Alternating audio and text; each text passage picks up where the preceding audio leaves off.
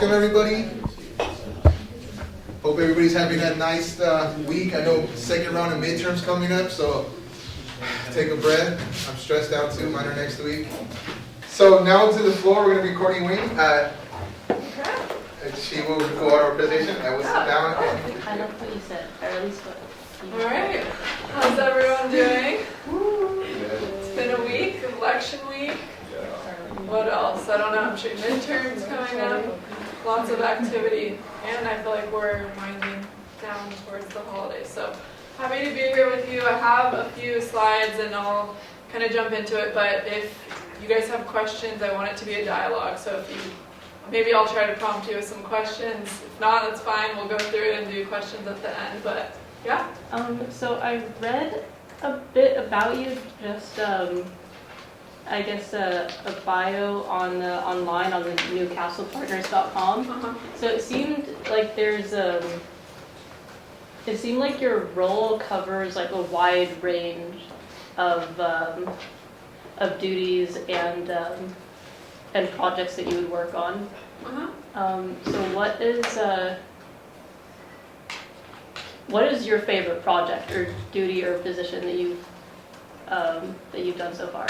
Okay, so that's a good kind of segue into what I do, and then I'll get into some of your more detailed questions. But so I work for Newcastle Partners. We're a small to mid-size ground-up industrial developer. So because we are a smaller, kind of more entrepreneurial company, I have my hands touch a lot of different things. Where in a larger company, you know, you're going to have maybe more of a siloed role, or you're going to have very specific criteria for what your job description is. For me, as I've progressed, I've actually been with Newcastle 7 or 8 years now, and as like the years have gone on, I've learned more and then been able to take on more. And I think because I'm in a smaller company, I'm able to do that in a different way than in a larger company. So for my learning style, that has been really, really great, just because, you know, I think it's certain learning styles. For me, trial and error works, and I've had the luxury, I guess, to be able to do that within my role at Newcastle. So that's kind of like, you're right, I do have a large swath of what I cover, but as I've gotten more experience, I've kind of been able to take more and more responsibility. My favorite things, it's hard. So development is very tough, especially in California. So primarily what I do is, again, I kind of do a little bit of everything, but because the development process, the longest parts of it are really the entitlements and the kind of like construction. So entitlements is basically, I talk to the architect, I talk to the engineer, I get all the plans ready, I submit it to the city, I get comments from the city, back and forth, back and forth, back and forth. That takes 2 years, just that process, before we can even start construction. And then probably a year to start construction. Or to finish construction. So about 3 years from start to finish, kind of on average. I primarily only do industrial. If you're in residential, it could be 5, 8 years. Some larger projects could take longer, but so I think part of my favorite thing about my job is that I guess it keeps it interesting to be able to do a lot, but it's a double-edged sword. It also it is a big responsibility and can be stressful to have responsibility beyond just very specific criteria. I hope that answered your question. No, it definitely did. For development, I know a lot of. So your company would have to, I assume, buy land to develop on, which is extraordinarily expensive in California. So what do you look for when you're looking for areas that would be good to develop, or that would be where you would have a high ROI? Well, it depends. So we partner, so how our firm operates, we partner with other companies that are investing in development. So for example, right now one of our big partners is the Carlyle Group, which is, they're probably one of the top 5 largest private equity companies globally. And so they have a lot of local partners like us, and we're considered the general partner, they're considered the limited partner. So they really just invest, and then we manage all the day-to-day process and get to co-invest with them. but certain groups have certain returns that they're targeting. So you kind of back into that. You look at what are the rents today. Do you think there's going to be growth in rents? Do you not think there's going to be growth in rents? And you sort of you do a pro forma to see what the land cost is. Like your biggest cost is the land. Like you mentioned, it's expensive, and you have to see if that land cost with what you think the rents will be work out and what that return would be. And like today, a lot of firms are targeting like a 7% return on costs. For my firm, because we're the general partner, we get like a preferred return on our costs. So we typically get at least 2 times the money that we put in, if not more, depending. Like that's just on average. If it's any less than that, we probably won't do it. Let me think. So how to find the land? It's kind of just market. The market to some degree adjusts to what capital is willing to pay for it and what developers are willing to pay for it. Right now, that's not necessarily the case because, like during COVID, there was a huge run up in costs. And sellers, if you have a piece of property and you think you're going to get $30 million for it, and today it's worth $10 million, you're not really, you kind of mentally spent that $30 million, and it's hard to take the $10 million. So it's a big adjustment. It's been years that we're still waiting for the sellers to kind of come around and realize it's just not worth what it was during COVID. So, yeah, that's part of the process. Because I saw like, I think it was like a couple of acres of land listed for only like $20,000, but that was out, it was in a town near Barstow called Daggett, which is a very, very unappealing place for people to live in or move to, but it does have it has a very, very small, very troubled population. Well, a big component is what it's zoned for. So, for example, it's going to be a lot harder for me to buy something that's not zoned industrial because I'm intending to build industrial. Something that's zoned retail might be worth a lot, or might cost a lot less than what land values are for industrial, but it's risky for me to buy that because the city has to agree to rezone it. So the cost of land also depends a lot on what it's zoned for and what can be built there. And who knows, maybe that property, something's wrong with it and you can't even build anything on it or something. So it's not worth much because you just can't really do much with it. But there are certain cases where you might need to buy something like that. I have a property in Paris where we had to dedicate some land to the county as open space. So maybe in this case we had property that we saved for dedication, but if I needed to find cheap land that wasn't as expensive as industrial land, I could buy that and then use that as my dedication if it met certain criteria. Yeah. Okay. No, but this is good. I don't want to just talk to you guys. I want to talk with you. So you can keep asking me questions, and we'll see how my video goes. So I was told that you guys, in particular, want to learn about how to get into real estate, how to transition career-wise. So my slides will kind of focus more on that.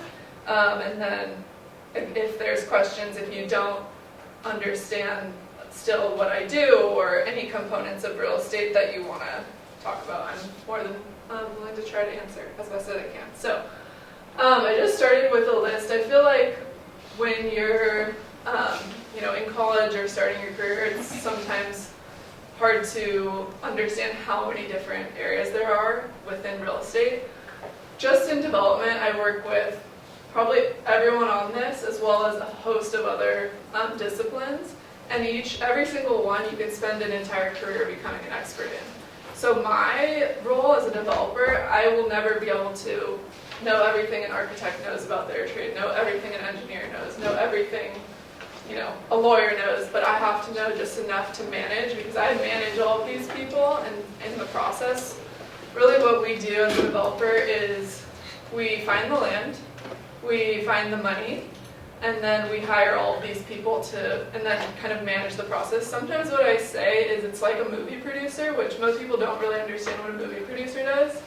Similar to developer, like we get the money and we sort of manage everything from start to finish. And in my case, we're what's called a merchant developer, so we actually sell most of our properties. Once they're done, we lease or sell them, and that for us is primarily driven by the capital partners that we have relationships with. We would love to hold them, but it's just not what our business has been. We are trying to change that in California. It's just so incredibly difficult to develop that properties are just more and more valuable as years go on. So it would be great to hold them long term. It's just not what our business model has been. And our company has been around for about 25 years. I don't think I mentioned we only do development in California. So we're really hyper specific, and pretty much 90% is ground up industrial in really Southern California, and then we'll do some what's called value add office. So we don't build it from the ground up, but we'll maybe buy an existing office building and then like rehab it and then sell it. So like infuse some value in it. That's basically why it's called value add. Okay, are there any career types up here that you have no idea what it is or that you have questions on or anything? I know you guys are ahead of the curve being in the REA, so maybe you know all of these, but yeah. Could you differentiate between debt and equity? Yeah, so for example, if I'll use all of the big brokerage firms will have, well, okay, a lot of times it is paired together, but when I put equity up there, for me it's more like the Carlyle Group. So working at a firm that really, they don't, like Carlyle, for example, they don't lend. They just provide joint venture capital or acquire companies. But it's a very good point, because if you go to a JLL or a big brokerage firm, if you're on the debt equity side, it's usually paired together. So more of a focus usually on debt, but they will also source capital. So if I go to JLL's debt team and say I can't find a capital partner for this project, they will go out to other groups like Carlyle for a fee and try to find me a capital partner. So they do a bit of both. Yes? Could you explain what the difference is between getting a capital partner and going in and getting a loan to do development? Yeah. So there are so I guess when it comes to debt, there are kind of different buckets of debt. So I could get a land loan if I want to go buy my property, like my dirt or the property I'm going to develop. I could get a land loan. But where it gets tricky is that there's only specific, what's called loan to value, there's only a specific percentage that they're going to loan us. And if I'm going to buy a $50 million property, and they'll only loan me 60%, my company can only afford 5 to 10%. So there's a missing 30% there that I need, and that's where the capital comes in. And a lot of people refer to this as the capital stack, a combination of debt and equity. And sometimes different types of debt, is a higher cost. So it might be too risky or too costly for me to get the debt on the land. Whereas with a equity partner, we're more in it together, where if something goes wrong, it's just a little bit different than having a lender involved for some of the components. Does that answer the question? Yeah. Okay. Yeah. Because you said that Newcastle is a pretty small firm. Where do you guys get your capital from? So, the majority of the time? Yeah, I think, for us, because we've been around for 25 years, we have a track record of success. So a lot of it is a small industry, as big as it seems. Especially if you're in Southern California region, like in anything else, your reputation matters. So for us, I think because there's a track record, if we, for example, Carlisle, the first project we did with them was 3 years ago maybe. So they had never done a deal with us before, but they had heard of us. So they can call brokers or people they work with and ask, is Newcastle a good company to work with? Are they? So it kind of depends, but honestly for me, this is actually kind of a cool story of how like all these networking organizations for commercial real estate, which I know the REA is really well connected with, are so important. I actually met someone from the Carlisle group through NAOP, and that's how we ended up partnering. And I'm 30. I've been in real estate 8 years. This was like a few years ago, so I was pretty young. And it was kind of just by luck, but I do go to a lot of networking events, and in this case I did a mentorship program with NAOP and was paired with him. From the Carlisle group, we went on to buy 5 properties together, totaling over $300 million. So just, I really like that story because I feel like it just shows, when I was in your guys' position, I thought networking was like, maybe it didn't have as much substance or wasn't going to go anywhere. And as I've gone into my career and I've networked and like things like that have happened, it's just so rewarding. And it's like, okay, I'm not just here for no reason trying to meet people and it's not going anywhere. Like, once you start and get a few contacts and then you can walk in the next room and you're more comfortable because you know 1 or 2 more people, it just like can snowball from there. So networking is really how we find the capital partners. Yeah. Or we would go to a broker if we couldn't find one on our own and ask them, because they'll have a wider, maybe national platform that they can search for a capital partner for us. Yeah. Okay. All right. I'm bombarding you. No, that's exactly what I was hoping. I didn't So, want. Yes. how did you get into development? Yeah. So I'm a pretty unique circumstance. I have unique circumstances. So when I was in college, I had no idea what I wanted to do. I majored in just general business marketing. I had a faint interest in real estate, but just really had no idea what I was going to do. And I actually have a family member in real estate who, after college, he came to Cal State Fullerton, did job fairs, at least one, and was looking to hire someone. And basically I had a job after college and heard that he was doing that and decided to apply for this position. And that was actually my dad. So 8 years later, I'm still working with him. It's been very interesting for me because it's really cool. This obviously is a very unique situation, but he thought I was going to just be there for a year and go do my own thing. But it's turned into something where, for me, I work harder because it's a family member and I feel like there's more of a connection there. So I'm a pretty unique situation in that case, but I've been able to take that opportunity and make something from it because of, my networking and all these other things that I've done on my own. But yes, that is how I originally got into real estate. So what's the biggest things that surprised you about your career path or understanding or enjoying development? Yeah. So I think I mentioned it a little bit earlier, but it is just very dynamic. Like every day there's something that's threatening one of our developments. It could be we found a sensitive species that's covered in under the Endangered Species Act in California. It could be, the interest rates spike and that wasn't what our underwriting accounted for. There is a tremendous amount of detail that goes into a development. I think for me, when you just think especially an industrial building, it's 4 walls and a roof, how hard could it really be? It is so difficult to get it done. It's just crazy, so tedious. So again, I've used this term before, but it's kind of a double-edged sword. It keeps things interesting, but it's also a grind in development specifically. Yeah. So. Because you're specifically in industrial, how are you guys dealing with industrial units? Buildings are getting so much higher now. They used to be a set standard. Now they're like a third higher to incorporate the demand. Yeah. So right now the kind of cutting edge is 40-foot clear height, where before let's see, a decade or 2 ago it was maybe 24 feet, then it went to 30 feet, then 32 feet, then 36 feet. Every few years it's been increasing. 40 is pretty much maxing it out, because after that you have to do a completely different design and structural build.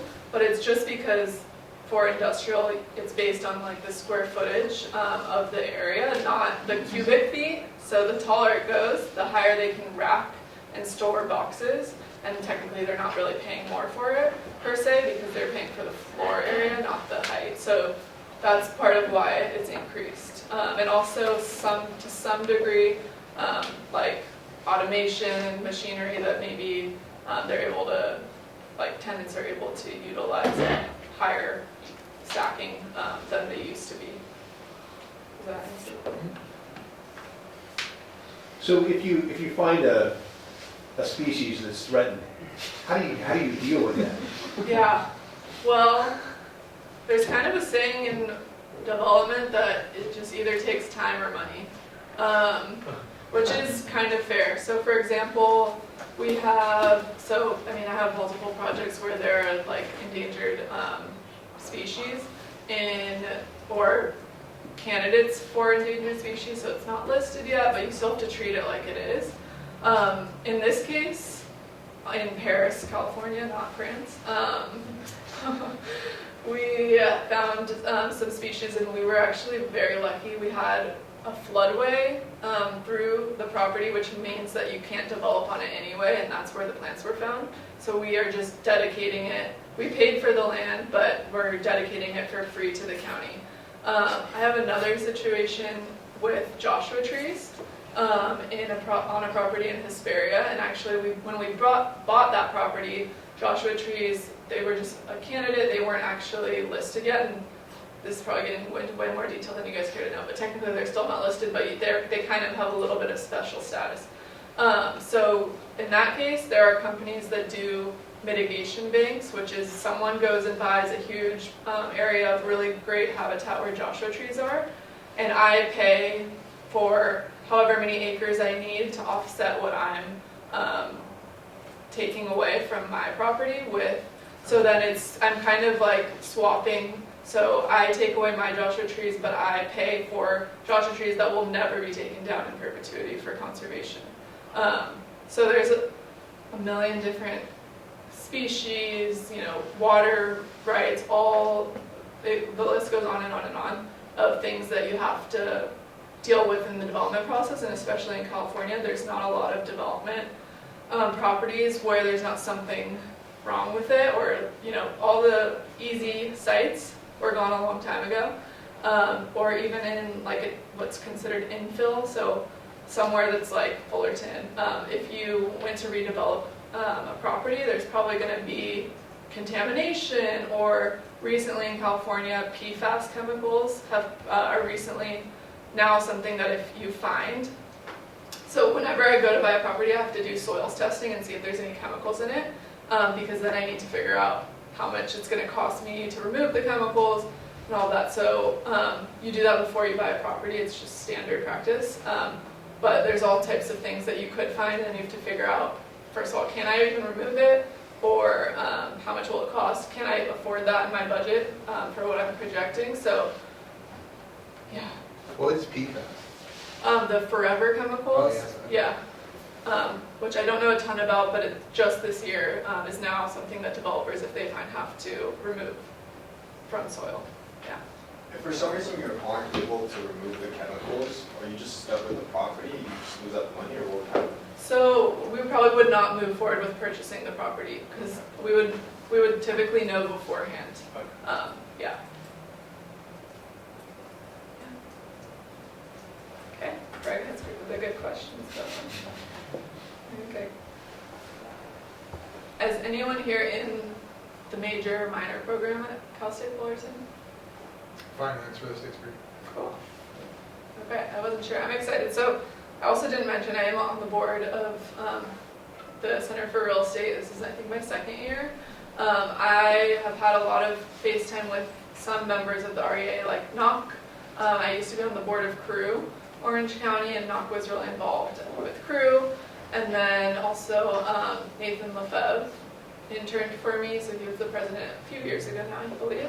But I love the REA, and I think you guys are well in advance of, for example, me, I had no idea what I wanted to do, and that you have enough drive to even be in this room today says a lot about what you guys are going to be able to do in the future. So plug, I do love the REA. I kind of already talked about this. Anyone have any other questions about like how I got into real estate, or I'll get into maybe some of the things I've done to try to grow within my own career, if that sounds good. So again, my first thing I did was join Peru Orange County, which for any women in here who are interested in real estate in Orange County, or there's also Peru LA, wherever you want to go, there's probably a Peru chapter. I joined what was called the Emerging Leaders, so it's like younger women, a smaller group for me. I didn't like walking in a room with 1,000 people and trying to network. I liked being in a room of 20 people that I see a few times, and then it's like a lot more comfortable. So for me, it was a really good segue into networking. And I also really suggest if you're going to get involved, like don't just show up to a few events, like try to join a committee, because I think it's just going to be a lot easier to kind of penetrate that association and meet people, especially if you, for me, if it was a smaller group that you see regularly, you're going to make a connection and then they're going to kind of connect you to someone else. So I think REA has a lot of relationships with Crew and NAOP and probably a bunch of other events, or organizations, but I highly suggest taking advantage, like go together so you're not alone. And I think another thing is that in terms of transitioning this experience in the REA into a career, that is going to be one of your best avenues, because you're going to meet people who are inevitably going to need an intern or an associate or X, Y, and Z, and they're going to remember someone that they met in person rather than the 50 resumes that they have. So just really little things like that go a long way. Like also, I really recommend if there are people you admire in the real estate industry, just reach out to them. Like 9 out of 10 times they're going to meet with you. I don't know how many times you guys have heard that, but honestly, it's true. Like I personally answer everyone that reaches out to me, because I was in your position one time too. And if you have that desire to grow and learn and meet people, why would I not meet you halfway? So those are 2 things that I super recommend. Has anyone been to like a Crew or NAOP or BOMA event? Cool.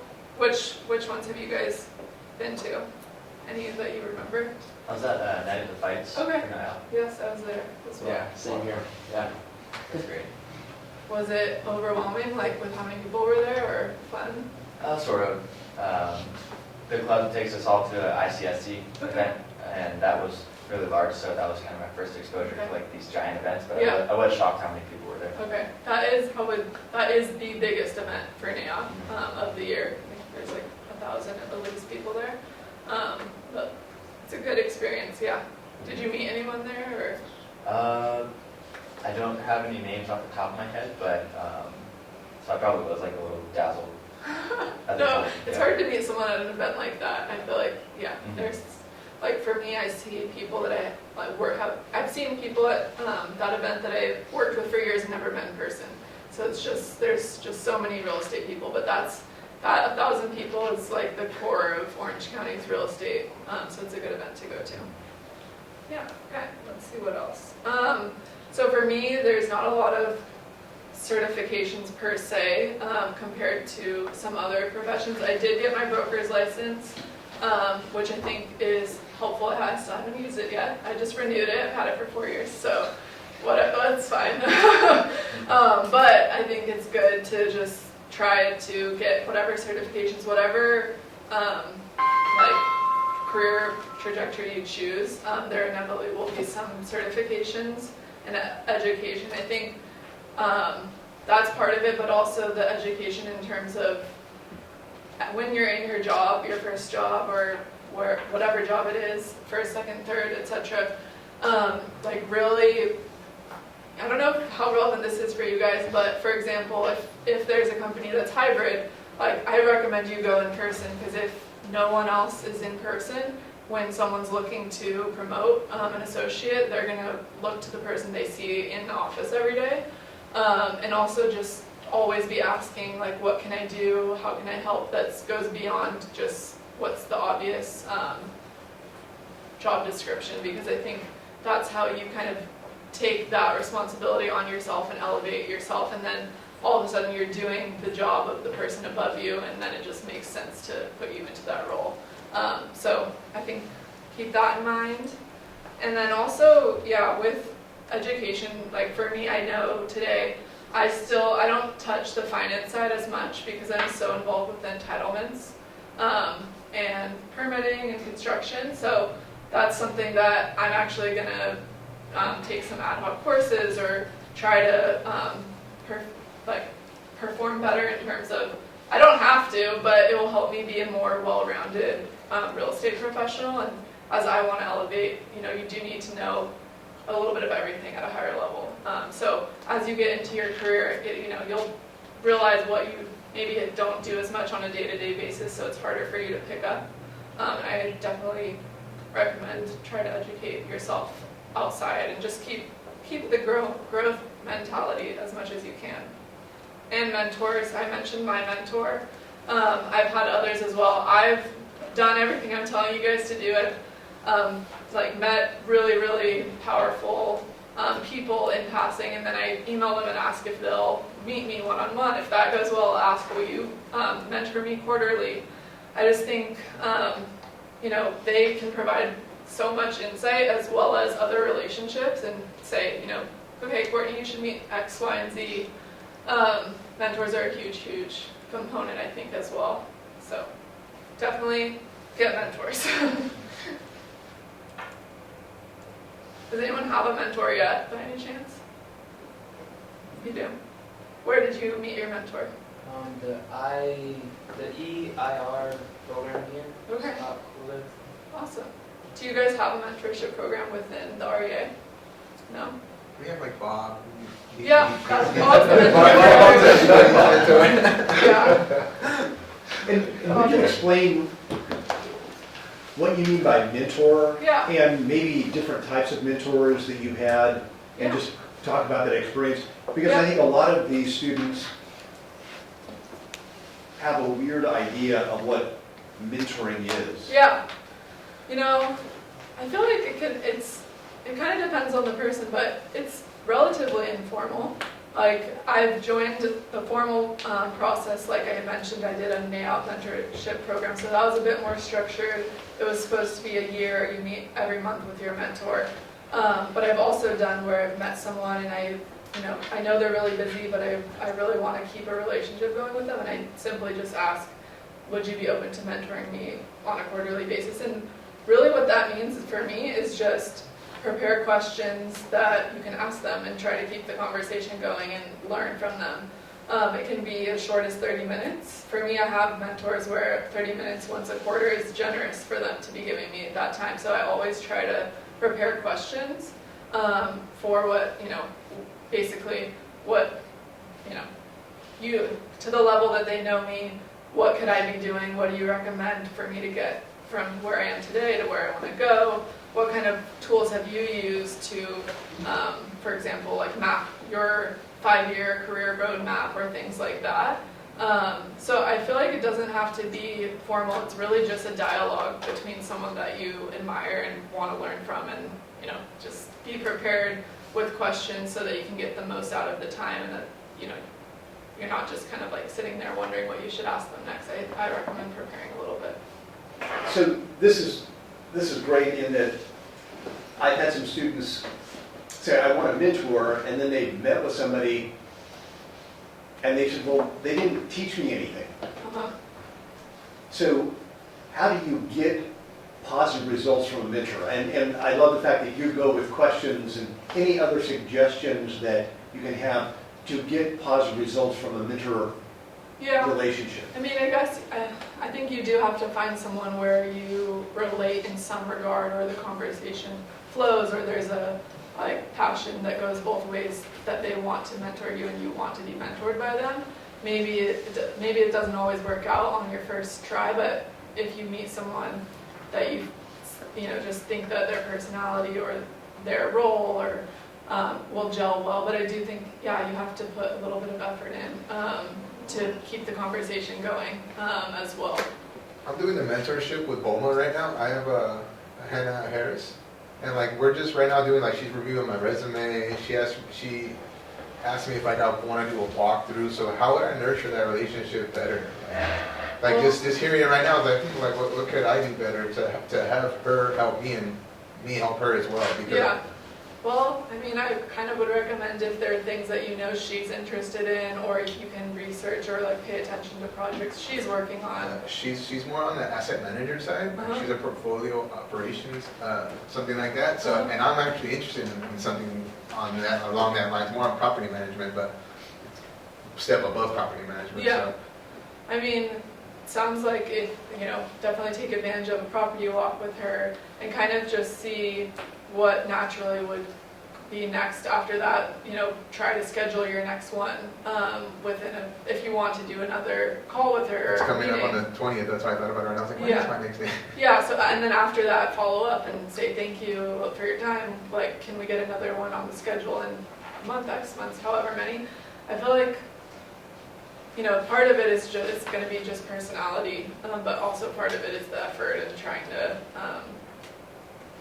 stoke the fire a little bit and see what they're interested in. Because it's a two-way street, so, if you're going to have any type of relationship with someone, you probably want to be at least show some interest in what they're interested in, or they're probably not going to be too thrilled with meeting you or hanging out with you.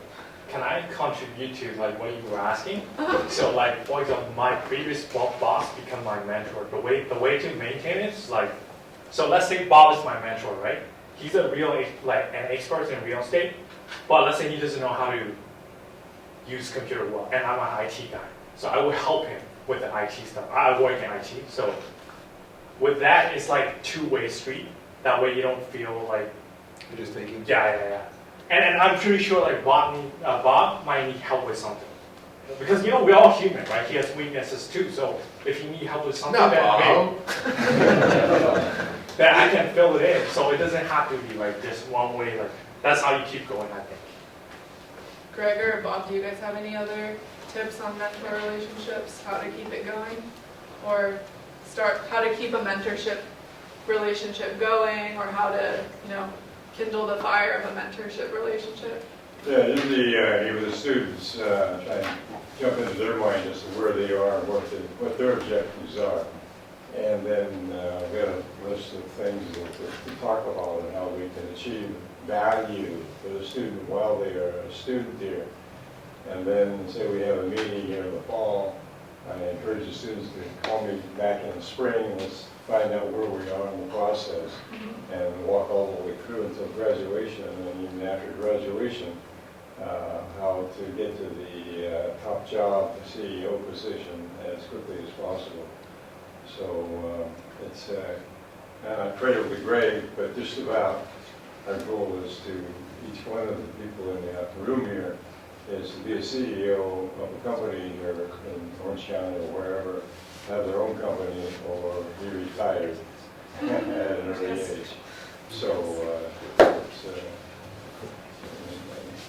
I have the benefit of taking classes here and being very successful in real estate at an early age, and it's time to pass that information on to the next generation. And I would suggest if you are working with a mentor and the mentor asks you to do something, make sure you do it. Now, if your mentor gives you some homework or says, I suggest you read this book, go buy the book and read and make a comment, because that's interactive. And when a mentor feels like, oh, this person is actually doing what I'm suggesting, they become a lot more invested in furthering their help and their work with you as well. Yeah, 100%. Okay, so internships, I don't know if you guys, oh yeah, go ahead. Have you ever had a bad mentor? No names, but just. Well, luckily for me, when I've gotten paired with a mentor, it was the one individual from Carlisle. So I think that is a little bit harder when it's someone else trying to pair you. For me, it's been more people that I'm interested in, so I ask them to be a mentor, so I feel like it's a bit easier. I've had one mentor where Like it hasn't really, we have only met a couple times and I've tried following up and she actually doesn't work in real estate anymore, but I would still like to meet with her. And like she's just not that interested in it. But I think it helps if you're picking someone that you're already attracted to in terms of like establishing that connection, then you're kind of choosing it. And I guess if it doesn't work out, it doesn't work out. But I haven't had too bad of an experience, and so that's been lucky. But kind of depends if you're selecting it versus someone else is selecting who your mentor is going to be. Okay, have you guys done any summer, fall, or internships at all? Where did you intern? I interned at commercial real estate brokerage in Irvine called SB in Vanguard. Awesome. How was your experience? And it was my first time actually working in commercial real estate. So I was making cold calls and focusing on just one specialty. Okay, So I was focusing on auto repair shops in the Riverside area. okay. And they were just teaching me as I went through the whole process, Yeah. the leasing process and all that. Okay, yeah, that's good insight though, because like brokers take years of cold calling to establish a client base, and sometimes they could literally be calling someone for 10 years asking if they want to sell their property, and eventually when that person decides to sell it, because they've kind of established a relationship, they'll remember that person and call that broker. But it's probably very tedious to be just cold calling and people probably hanging up on you and all sorts of things. Yes, So it was. that's good experience though. Would you say, aside from networking events that you've attended, gaining business and, meeting other people, does your company do a lot of cold calling? Or in terms of prospecting, or is networking the main way for you guys? We don't really do cold calling, just because like we'll work with a broker who they maybe do cold calling and they'll be able to sell us a piece of property because they cold called that property owner, but we don't, for our business, we don't really have any reason to necessarily cold call. Well, okay, so the internships, I highly, highly recommend you guys do it. Again, I think it turns if you do a good job, hopefully it will turn into a permanent opportunity. If it doesn't, that person can refer you to another real estate company. And I just think, if you want a full-time career, to be able to do that now when you guys are in college is going to get you far ahead of anyone else, because again, just if you intern for someone and they're able to refer you, I probably would rather hire someone I know refers me than just some person I've never met that maybe interviews well, but I don't know for sure how they're going to work. And anyway, yeah, try to do an internship. Maybe depending how many summers you have or how much time you have, maybe try different, do property management 1 year, do development 1 year, do a brokerage. All the big brokerage firms like JLL, CBRE, they all have really established internship programs and that's a good way to start, especially if you're in finance. Okay. I know we're kind of coming up on time. I don't know. Yes. What do you mean by a growth mindset?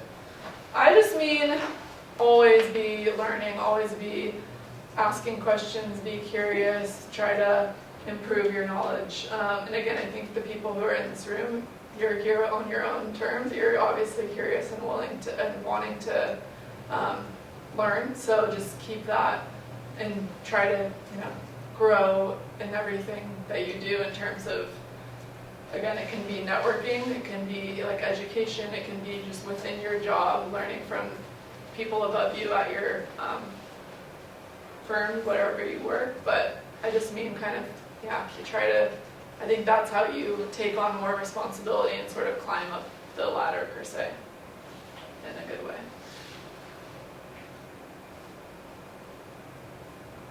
All right. I don't know let me just fast forward here, I know it's almost 5. Okay, and you guys asked, I was asked this question, so in terms of what helped me grow my career the most, I definitely think it was just a combination of all of it.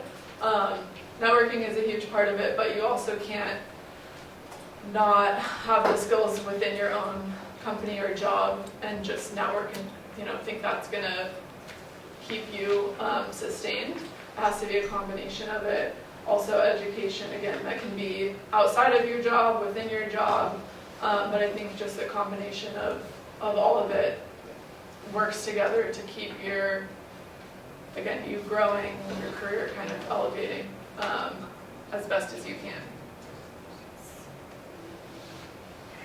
Does anyone have questions on that at all? Okay, yeah. So over your career, you built like a Rolodex of important people in real estate. How do you nurture these relationships, and do you set time aside to nurture these relationships? Yeah, I do. So some of the people that I've, like for example, mentorships, the one that I've mentioned a few times with the individual from Carlisle was supposed to be a 1-year mentorship. It's like 3 years later and I still meet with him, at least quarterly. And, it's also kind of like if I see someone has, like a broker has closed a deal or something, I will like email them, some personal note, like congratulating them or, yes, I feel like depending on your relationship with them, maybe you just call them and go out to lunch or just call them and check in and say how's business going. But I definitely think, continuous touch points help to emphasize a relationship with someone and make sure it continues. Yeah. So it kind of just depends on the person for me how I do that, but I do try to keep in touch with people. And it's natural, like some people you're going to connect with on a deeper level and you're going to want to keep up with what they're doing. And that's really, I think, how you authentically grow your network and how it just starts. It's not like I'm able to make a great connection with someone just because I want to do business with them. Yes, but there's a different level of connection when you actually enjoy the person and have a little bit of a deeper, like authentic networking experience with them. So, yeah. We can just skip this slide. I wasn't sure how long. I wasn't sure if I was just going to be talking and then I was going to need more to talk about. So we'll skip that. I can say that was going to be getting a little bit more in the weeds of development, which I don't know that you guys care to do. I know that it was more about how to grow within your career. But we can, take this out. If I may, I would like to know about some site selection. Is that a joke? No, really. I'm sorry. No, it's fine. This is just, I kind of just made this as, these are like the main phases. The fundamentals of like what makes industrial property work. Sort of the timeline of the development process. So first it's site selection. So maybe a broker calls me and says, we have this property, here's how big it is, here's the city it's in, here's what it's zoned for. And usually, a lot of times too, the broker will also have like a layout already of what could go on the site, like how big the building could be or what the shape and all that. Or we'll work with our architect to look at that. So it kind of just depends, like for us, because we're only in Southern California, there are specific markets that we're in. And site selection, like closer to the freeway is better for industrial. Especially today, you don't want to be next to like a house because there's a lot of pushback to industrial warehouses next to sensitive receptors, which is like residences, hospitals, things of that nature. So I feel like site selection, it's kind of just depends, but if it's an industrial zone property, if it's close to the freeway, like you might go into the next phase. Also, if the price is right, you kind of go into the next phase, which is due diligence, which I mentioned a little bit. That's where we'll do like a soils report, we'll do an environmental report, we'll do biology report, like a whole host of reports. And this is when, I guess during site selection, we'll usually put the property under contract, so we know that it's, the seller can't be negotiating with anyone else. It's kind of ours if we get through this process. We've agreed on the initial terms as long as in the due diligence there's no huge issues that we don't know about. So as long as the soil is clean, there's no, a lot of times we'll make sure the zoning does allow for what we intend to build there, and a whole host of other things. And it kind of just depends how long that takes. Sometimes it's only 60 to 90 days. Sometimes it could be longer. And it's dependent somewhat on what we have to do, but also on the market. Like if the market is really hot, then the seller can say, nope, you got 60 days, and we have to just work within that timeline. If the market's kind of soft and it's more a buyer's market, then maybe we can get 6 months or like longer and take our time a little bit more with it. So then if we get through all of that, we close, so we purchase the property usually, and we start the entitlement period, which is sort of, entitlement and permitting are very similar. I'd say the distinction is entitlements, so what I mentioned earlier, it's when I'm processing the plans of the city, to put it as broadly as possible.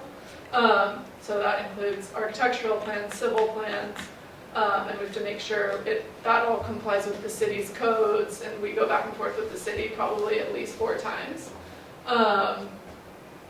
And then we do usually a planning commission or city council hearing.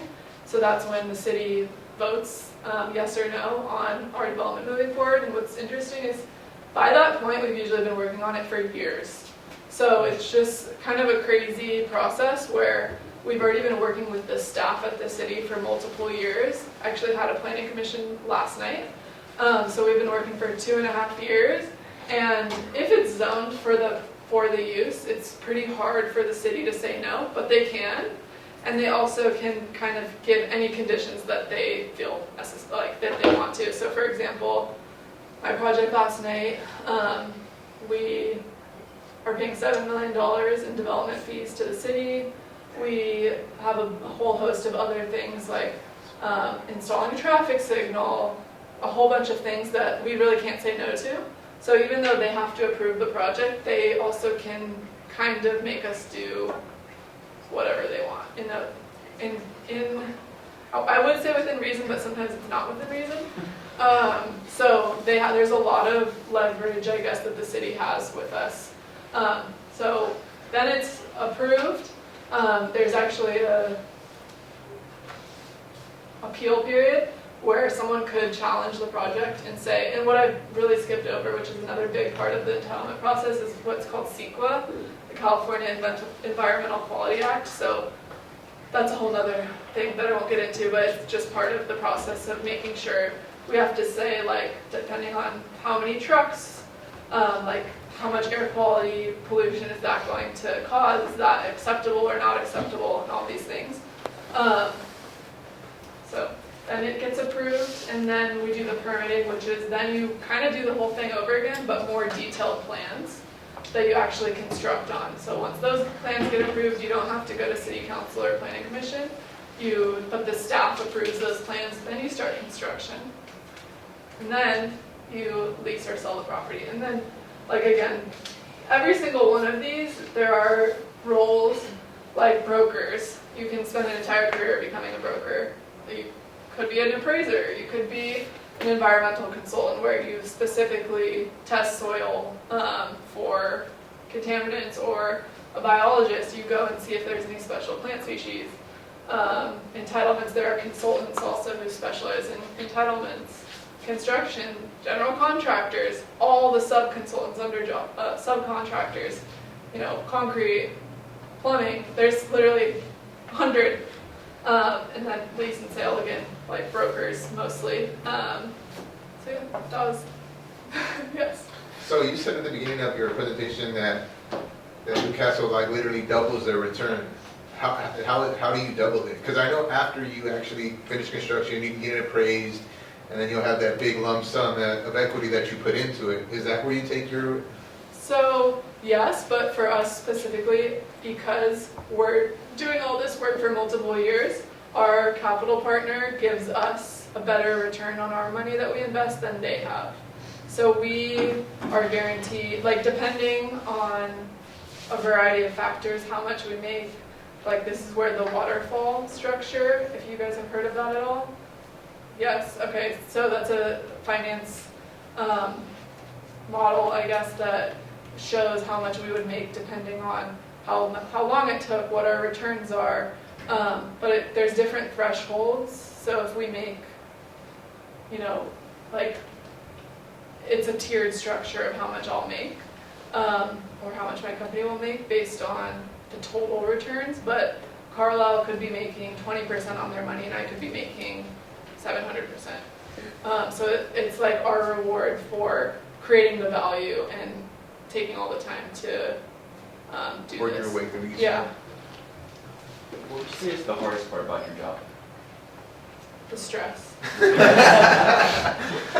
Yeah, it's honestly, I just want to touch on that because it is like, I think anything you do could be stressful, but you want to, I think when you're making a career choice, you definitely want to consider your tolerance for stress and how stressful is that going to be. Are you someone who handles that well? Are you not? Or are you okay to learn how to handle the stress well? But it's very stressful. Yeah, so that's the hardest part. Yes. How much variability would you say there is between like some industrial development and development for like other property types, like multifamily or retail? Similar, but different. Industrial is considered like the most simple. I think it's gotten more complex because of all the community pushback and regulatory issues. But I actually haven't done ground up development for any other asset types, so I don't have the best idea, but I think like the most obvious is the architectural component of it. So like an architect who does industrial, it probably isn't going to do multifamily because it's just a lot more detailed. So after you leave, the question they're going to ask me is, how much do you think she makes? Okay, so for my position, a base salary is about $220,000, and that's for probably like a few years in mid-level. But that is like what would be expected for someone in my position. And for me personally, I get different incentives for. So this kind of gets into how my company gets paid, but we, on top of being able to co-invest, we also get paid a fee to do this. So it's kind of helps complement our time because it's possible we invest and we don't make any money. So then I just spent 3 years and I didn't get paid for it. That's still relevant even with the fee because the fee isn't enough for me to do it and not invest, if that makes any sense. But I do get a portion of the fees as well.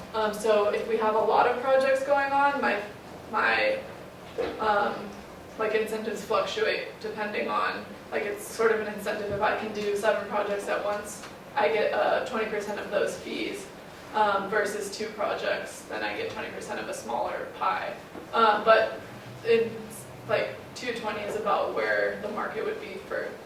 And you said you had the option to reinvest, so whatever money that you would like to invest in a project, you would actually get a return on that as well if you're willing to risk that capital? Yes. Oh, wow. And there are some companies that when you're starting out, like for example my company, they put $10,000 into projects with my name on it, and if there was going to be a return, I paid them back the $10,000 and I got to keep the what's on top of that. Some companies that continue, now I have to invest my own money.